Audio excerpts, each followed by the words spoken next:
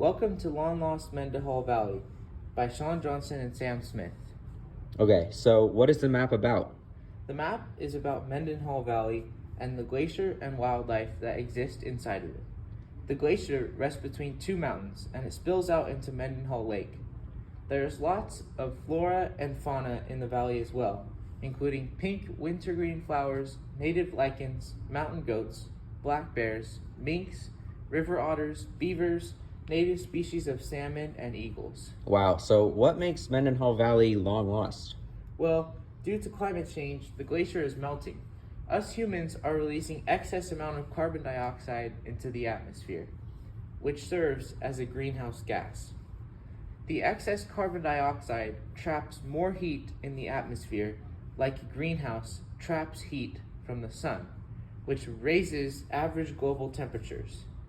Higher global temperatures make the glacier melt and retreat, causing it to lose a lot of its beauty. That's what's being long lost, the beauty of the natural world. So how long has this glacier been melting? Well, the Mendenhall Glacier, along with other glaciers around the world, have been melting since we started releasing excess amounts of fossil fuels into the atmosphere, which means it's been melting for at least a century and a half. Before then, glaciers still retreated and advanced, but it was always due to naturally occurring climate change, and not global warming brought about by human activity.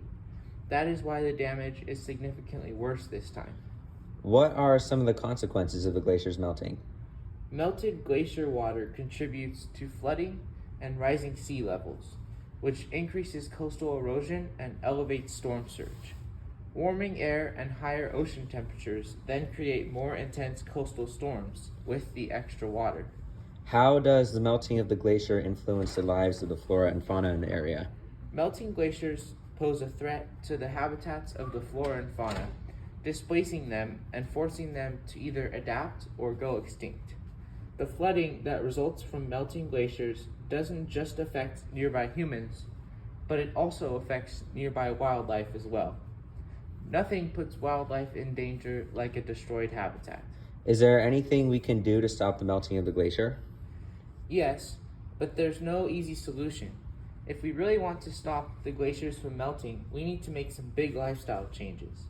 First and foremost, we need to be more conscientious of the types of energy we use. Whenever we can, we should try and swap from energy like fossil fuels to clean energy sources like wind and solar.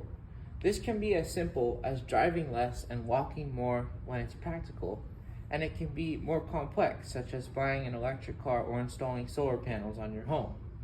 Basically, what we need to do is slow down global warming. Slowing global warming would have a lot of other benefits too, such as protecting our planet for future generations. Any parting thoughts? Well, if we don't act now, irreversible damage will be done. It's time we set aside our laziness and create change in our world. Thank you for listening.